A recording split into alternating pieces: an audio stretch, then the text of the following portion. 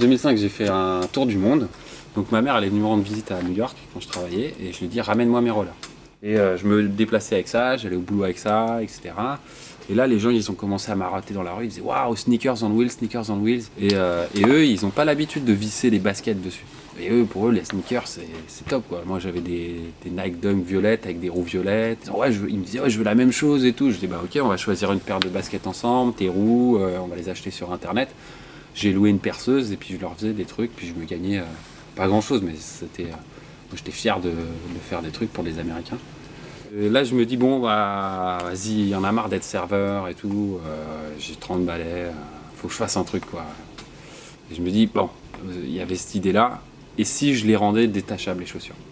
Je peux faire des beaux patins à roulettes, mais est-ce que si on a un vocabulaire business de la valeur ajoutée, le fait que ce soit détachable, là il y a un vrai business. En France, on dit que ça va coûter plus cher, il y a plus de taxes, plus de charges, etc. Mais à côté de ça, il y a l'accompagnement, les formations.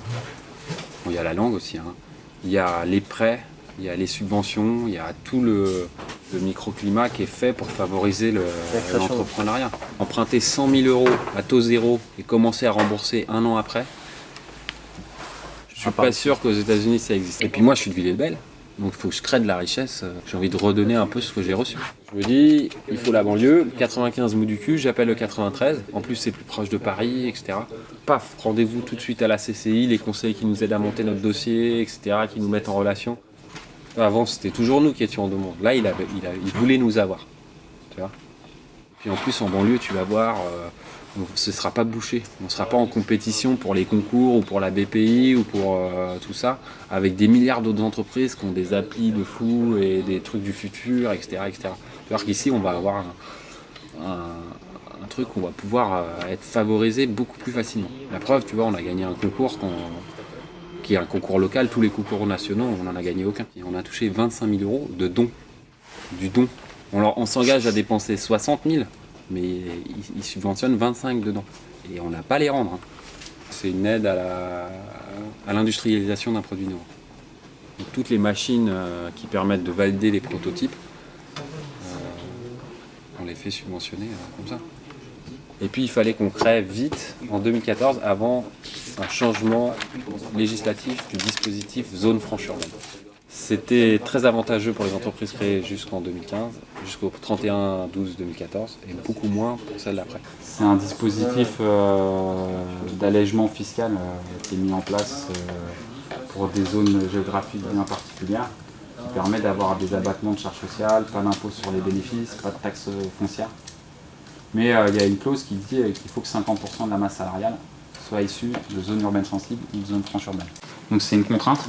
Nous, on veut vraiment employer des gens de manière locale, mais après, il y a peu d'ingénieurs à la Courneuve qui habitent ici. Parce qu'en général, même s'il y a des jeunes qui deviennent ingénieurs, malheureusement en banlieue, les gens qui réussissent, ils s'en vont. C'est un problème assez récurrent. On est arrivé à un moment où il a fallu dépenser pas mal d'argent pour monter en stock, pour le site internet, etc. Les stagiaires qui sont ici sont rémunérés aussi, donc même si ce n'est pas des salaires à proprement parler, il y a 2 000 € qui sortent tous les mois pour les stagiaires. Et on a commencé l'activité commerciale plus tard que ce qu'on pensait. Moi, ça fait 4 mois maintenant que je ne me rémunère plus. Donc du coup, on a appelé nos associés et on leur a dit, les mecs, il faut remettre un peu de thunes. Après, on est là 7 jours sur 7, on bosse du matin au soir, on se donne les moyens, il y a un réseau autour de nous, on n'est pas tout seul. Depuis le début, on se fait accompagner, on se fait conseiller, etc. Donc on essaie de mettre en place des bonnes pratiques. Et on espère que dans 10 ans, ce sera toujours à nous.